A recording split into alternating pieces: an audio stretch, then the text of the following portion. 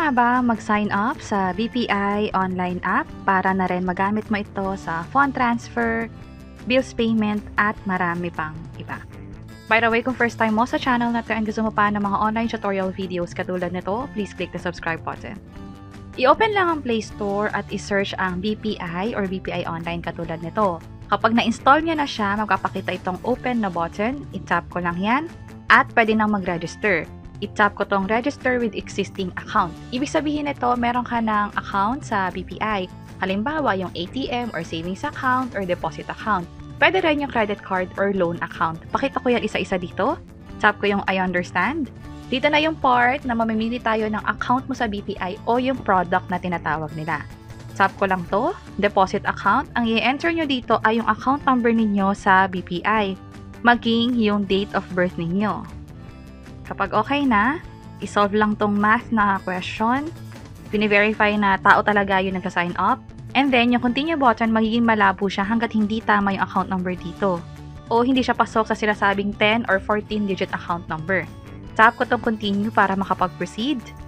Possible na ganitong error yung makita ninyo kapag mali yung account number na in-enter ninyo.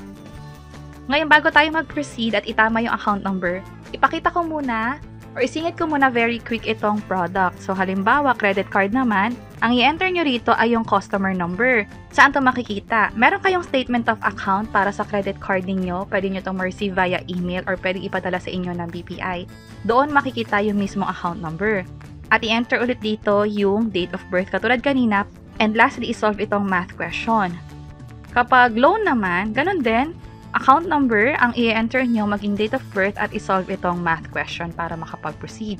Balik ako dito sa deposit account kasi yun yung i-enroll ko. Bali, instead of customer account number, deposit account number yung dapat na i-enter. And then yung date of birth din. So, gawin ko lang to very quick. Okay na? Solve ko lang to. At proceed lang ako by tapping this continue. Oops, meron ulit akong error dito. Itama ko lang. Ito na. Pwede nang maklik itong continue na button. Para sa next step, ito na yung magpo-provide tayo ng username and password. So, enter ko lang yung gusto kong username and yung gusto ko ring password. Para sa password, pwede nyo i-tap itong dalawang eye icon para makita kung tama yung spelling o yung pagkaka-enter ng password. And then, kapag okay na yung password, i-make sure na kayo lang pala nakakaalam ng password. Pwede nang mag-proceed sa pag-provide ng email address. Twice din itong ipo-provide. I-double check kung tama lahat ng na-provide dito.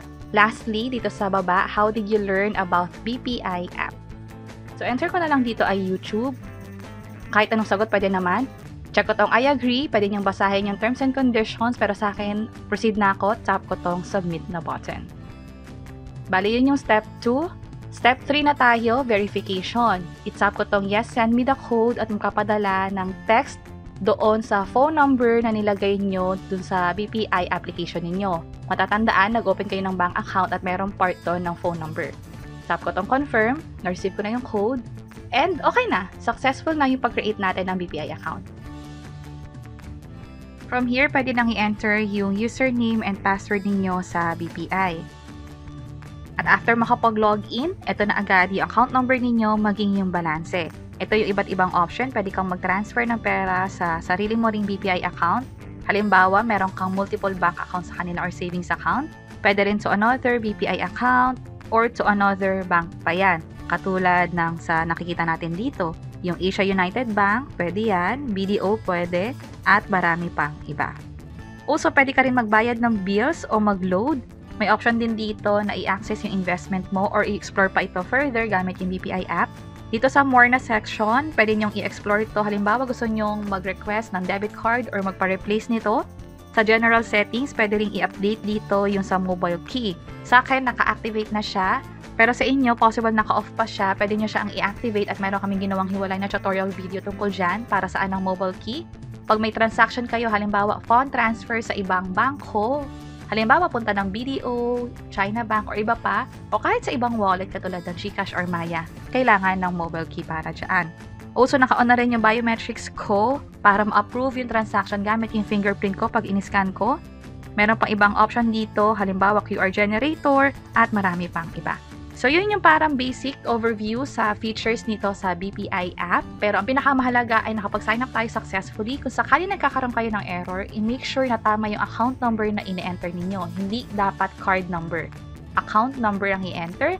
At kung may iba pa kayong error, pwede kayong mag-reach out sa BPI para ma-check yung account ninyo. At meron kaming ginawang hiwalan na tutorial video kung paano makapag-reach out sa kanila. Pwede nyo i-check yung page or channel namin para dyan. And see you sa mga next videos. Bye-bye!